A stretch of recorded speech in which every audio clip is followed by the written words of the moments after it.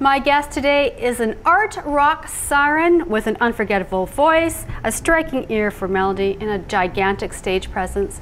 She also happens to be a talented songwriter. Selina Martin is here in the studio with me today. Hello, I'm Shannon Skinner, and this is Extraordinary Women TV.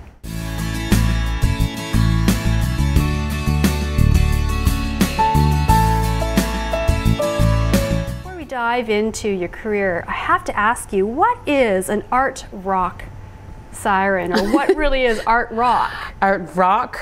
Yeah, I don't think I have to explain siren. I'm pretty sure. Art rock is, I think it's just a way to describe stuff that doesn't fall into the traditional rock category, that might be a little bit outside the box. It's a little bit indie, but not indie in the way that indie is used in the music business right now. So art rock, a little artier, basically, than straight ahead rock. There's been some famous art rock musicians that would include Kate Bush. For sure. David Bowie, perhaps? Yeah, I would totally qualify those people. Now, how did you actually get your start in music? I started writing songs in secret when I was a kid, and didn't start... In secret? Well, I was a little bit shy. I was embarrassed. I didn't want to tell anyone that that's really what I wanted to do, because I guess I was worried that I had no idea if I was going to be any good at it. I had no...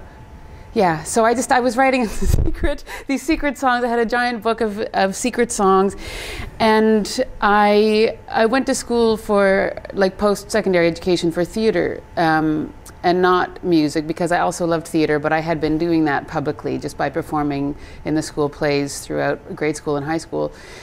But I think people just sort of somehow knew that I was good at music, because I always got asked to sing at events and fundraisers, and especially upon graduation at theater fundraisers, which are endless, and because you always need money to make these shows.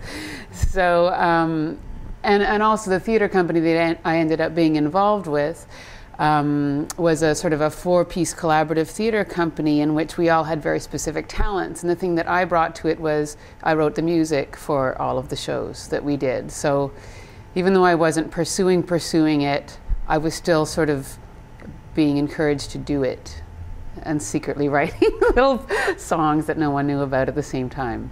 So how did you find at that time, you're young, how did you find the courage? When I first started actually touring was with a guy named Bob Wiseman, who used to be the keyboard player in Blue Rodeo. And he saw a play that our theater company had put on and wanted to get involved with us in some way. And then he ended up hearing me perform music, and then he ended up producing a demo CD for me, and then I ended up joining his band and opening the shows for him. And so that's when I started touring across Canada, just as a solo performer with an acoustic guitar. And I loved it. I loved it. It was fantastic. What did you love about it? I love touring. I love getting in a van and driving across this massive, totally unfeasible country, and meeting people and performing in different places, and I just found it really exciting. Yeah, it was hard to miss home when you get presented with cool and exciting people and things every day, and yes, I loved it. In your own words, what is your music about? I mean, can you synthesize it?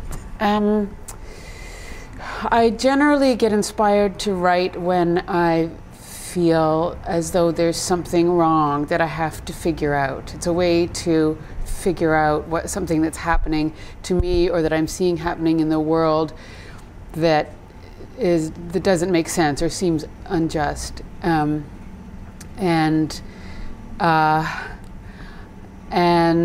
And I think, and you said the music's evolving, and I'm glad you noticed that, because I really feel as though it is, because it's really easy to get stuck in the trap of constantly writing about yourself and your own problems and all the unjust things that have happened to you. And I've certainly done my share of that, but I try to at least do it in a way that's interesting and engaging. But I think my sort of palette's expanding in terms of content, you know, in terms of writing about things that are outside of my own personal experience. Even though you always are putting your slant on it, you're you know, presenting it from the perspective you decide to present it from as an artist. Yeah, and a lot of disaster fantasies, going back to your question about what my songs are about, a lot of disaster fantasies was actually born out of trying to pull out of a relationship that wasn't good for me at all, with a verbally abusive alcoholic person who was unfortunately the love of my life and who I still miss terribly. But and when you're stuck in a situation like that, you are stuck and you can't, your perspective is very skewed. I knew that there was something wrong. I knew that things weren't good, but I couldn't really see any way to extract myself. So a lot of the writing for that record was my way of, I think, pulling myself out. Like it was a way to help me do it. It was making the subconscious conscious. Where do you find your inspiration to write and to create? If it's not something that I'm angry about, I think I've got a really heightened sense of injustice, or it's very like a child, like things that are wrong and right and wrong. I get worked up easily, so often I'm inspired by things like that. Like there's a song called "Rape During Wartime" on Disaster Fantasies, yeah. which is not about that relationship at all, but it's about violence against women, and I stole the title very obviously from the Talking Heads' "Life During Wartime." Yeah, and a good little wink to them. Fantastic, and I stole is the wrong word. I consider it an homage, but it took me like 7 years to write that song. I really wanted to write it because I do have sort of a bunch of insider knowledge about violence against women, because my mom started and ran a shelter for battered women and children in the rural community where I come from for like 25 years, and wrote a book about it, and I've got lots of stories. But Rape During Wartime was specifically, I wanted to write about, use that as a title, and then expand it to be more generally about violence against women. And it took me so long to write it because it's such a heavy topic, and no one wants to hear a song about that. So I wrote it and threw it out, and wrote it and threw it out, and wrote it and threw it out so many times, and shelved it so many times. And then I decided that I should not only steal most of the title from the Talking Heads, but I should take some of their formatting as well. So I decided to make it a dance song, and I decided to make it mostly a 2-chord dance song. And then I brought a little lyric as well. Lyric, "This ain't no party." I love it. So for you as an artist, yeah, how do you, those times when you lose inspiration, your creative inspiration, what do you do to get back that inspiration back? Do you have a process? The process is sometimes painful, but the old adage is true, like that art is 1% inspiration and 99% perspiration. I sit at my desk with my guitar and a pen and a piece of paper, and I play what I've got, that little bit of inspiration, over and over and over again. I get up and walk around and I write something down, and then I cross it out, and then I get up and make some coffee, and then it goes on. It goes on and on and on and on until you get those little eureka moments that you go, "Oh, that would be awesome. That would be an exciting thing," and then you continue. Now, you've done some acting. Yes. I know this hasn't been a big part of your life, but you have done some, yeah. I've done a fair bit actually, but not for the last sort of 10 years. Right. have been pretty heavily devoted to music. But yes, I have done some acting. I just got back from doing a show out west that's coming to Toronto. Do tell. Let's talk about this. This is a very interesting musical. It is. It's about Craigslist, an online posting site. Most people know about it, but not everyone does. It's called "Do You Want What I Have Got?" A Craigslist cantata, and it's written by Bill Richardson of CBC fame, and also my friend and excellent musical artist Veda Hilly from out west.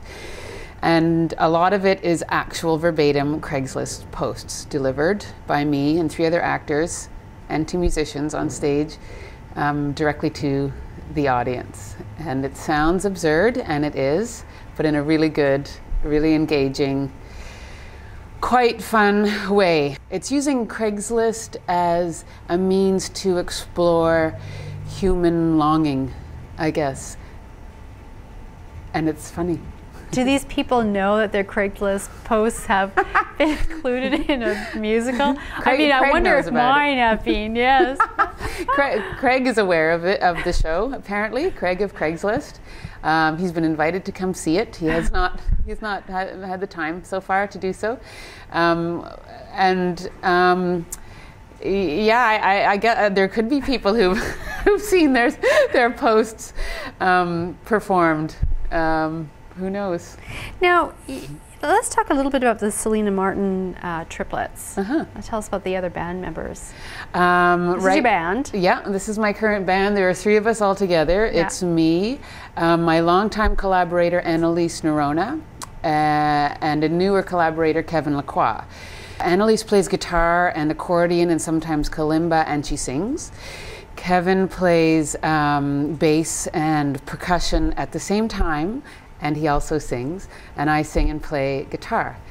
So we try and accomplish as much as possible with 3 of us, and we arrange the songs really specifically. Each song is very particularly arranged using the talents that we have. And because it's not a massive band, it's electric. It's not acoustic, it's electric, but there's no huge drum kit. There's no it's not overbearing sonically. Like it's very clear. The lyrics sort of take center stage, and as well as the arrangements. It was quite fun and quite time-consuming arranging them for this band. But I think the result is something I'm really happy to show to people. People seem to like it. Now, I know you love recording. What is it about recording that you love so much? Recording is just a whole other animal. It's like I'm not one of those artists who's interested in making a record that sounds the same as a live show, because the studio is a whole other animal. You have so much at your disposal. You've got generally, piles of different instruments. You've got the talents of. I like to bring a lot of friends and cohorts in to play on my records, because I think the whole is greater than the sum of its parts, and I trust them all, and I trust what they bring, and it's really exciting to me to have all of that stuff. And you can't have that live. There's just no room in sound check to check that many people and things. So I like to really take advantage of the studio and of my excellent producer friends, like who have fantastic ideas. It's really exciting. I can't wait to get back in. Now, Selina, we're just going to take a quick break. This means it's my good to know minute, and I know you've got a great success tip. I'm really eager to hear this one. My success tip is do what you find exciting. Create something that you would be excited to see in the world, that you don't already see in the world. There are a lot of forces and people in the world that will tell you it would be wise and fiscally prudent to copy stuff that already exists, or to do something that sounds more like that or that sounds more like that. But you will never be happy doing that. You're good at what you do, not at what other people do. And the time that you inevitably put in will always be rewarding, and you'll end up with something that's your own. Well, life is really exciting. I can't wait to see the Craigslist musical myself. So it's pretty good. I'm really looking forward to that. And Selina, I've really enjoyed having you here and hearing about your journey and your experience in the music world, indie world. So thank you for being here and sharing that. Thanks very much. It's been a pleasure to be here.